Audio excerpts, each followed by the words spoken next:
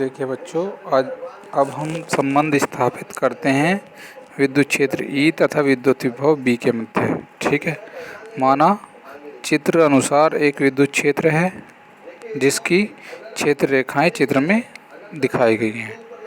इस विद्युत क्षेत्र में एक धन परीक्षण आवेश Q0 उपस्थित है। यह अल्पांश विद्युत क्षेत्र में A से B तक विस्थापित होता है।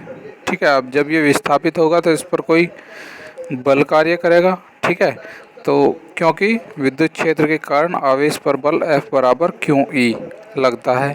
ठीक है, A से B तक विस्थापन का अल्पांश dl से दर्शाया गया है। dl क्या है? एक अल्पांश दूरी। ठीक है, विस्थापन। ठीक है, तो विद्युत आवेश Q0 पर अल्पांश dl तक विस्थापन में विद्युत क्षेत्र या विद्युत बल द्वारा किया गया कार्य dw बराबर F इंटू dl है ना, यानी W बराबर F इंटू एल से। ठीक है, तो F बराबर क्या है हमारा? Q0E। ठीक है, Q की जगह Q0 आ गया क्योंकि अल्पांश की बात कर रहे, अल्प धन परीक्षण आवेश की बात कर रही है ना, तो धन परीक्षण आवेश Q0 हो जाएगा हमारा। ठीक है, तो dW इजकल टू हो जाएगा, जब F की वैल्यू पुट कर देंगे Q0E इंटू DL। ठीक है, अब A से B तक विस्थापन में किया गया कुल कार्य हमारा, देखो इसमें कुछ मिसप्रिंटिंग है क्योंकि जो ये इंटीग्रेशन की लिमिट है A और B, ये हमारी मिस प्रिंट हो रही थोड़ा है ना, तो इसे ध्यान से देख लो। ठीक है, तो हम क्या करेंगे, A से B तक विस्थापन में किया गया कुल कार्य इंटीग्रेशन कर देंगे A से B तक, किसका?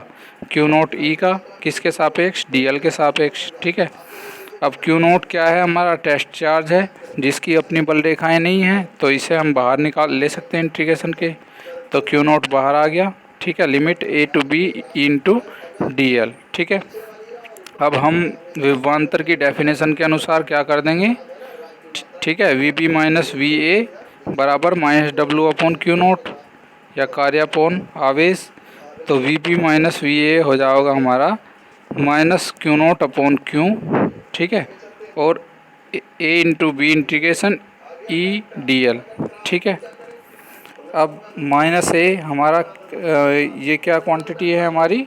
Q0 कैंसिल आउट होगी, तो क्या बचा यहाँ पे? माइनस बचा A into B into DL। ठीक है, यह समीकरण के राइट साइड को रेखीय समाकलन कहते हैं। ठीक है, एक लाइन के अबाउट समाकलन है। तो हम जानते हैं कि विद्युत बल तथा विद्युत क्षेत्र संरक्षित प्रकृति का होता है, अर्थात ये किस पर निर्भर करेगा? यह पथ पर निर्भर नहीं करने का है ना, बिंदु पर निर्भर करेगा। संरक्षित बल पथ पर निर्भर नहीं करता। ठीक है, तो इसका मतलब है A से B तक चाहे किसी भी पथ से पहुंचाया जाए, विद्युत बल द्वारा किया गया कार्य हर पथ के लिए समान होगा। ठीक है, तो कोई भी विद्युत क्षेत्र किसी धनावेश को उच्च विभव से निम्न विभव में गति कराता है।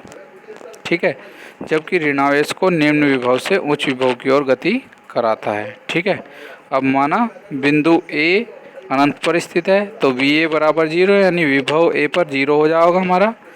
ठीक है, तो V बराबर हो जाएगा हमारा माइनस इंटीग्रेशन ऑफ B और लिमिट हो जाएंगे इंटीग्रेशन B और लोअर लिमिट इन्फिनिटी और E इंटू DL। ठीक है, तो ये व्यापक सूत्र है, इसे आप ध्यान से अपनी कॉपी में लिख लें, और कोई दिक्कत हो तो मुझे कमेंट में बता दें। ठीक है।